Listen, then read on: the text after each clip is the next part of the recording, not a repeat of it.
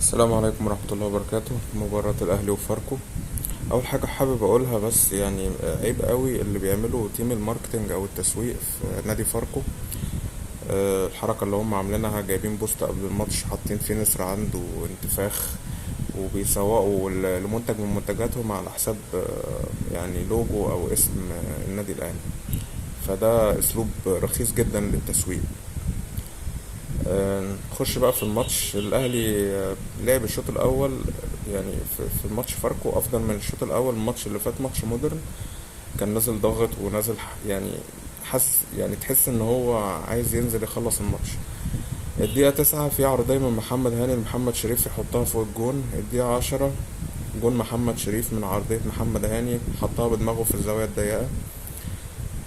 دقيقة 16 هدف اتلغى بداعي التسلل على محمد علي بن رمضان، كان هو اللي بدأ الهجمة.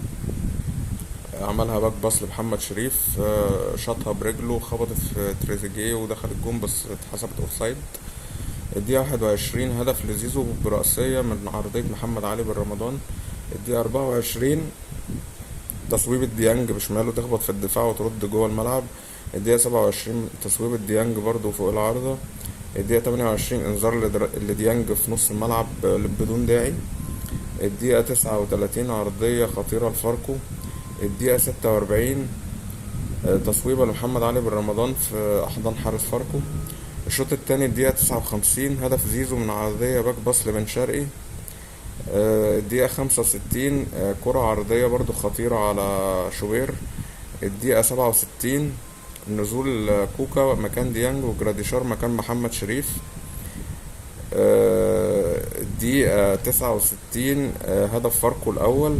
طبعا دربكة، كانت كرة غريبة جدا، المفروض انها ما يعني ما تحصلش على دفاع النادي الأهلي.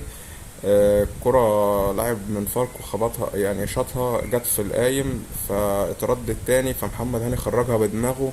مصطفى شوبير يعني حب يتفزلك، راح مدخلها تاني جوه الملعب ودخلت جون. الدقيقة 81 جون جراديشار من بينية لمحمد هاني.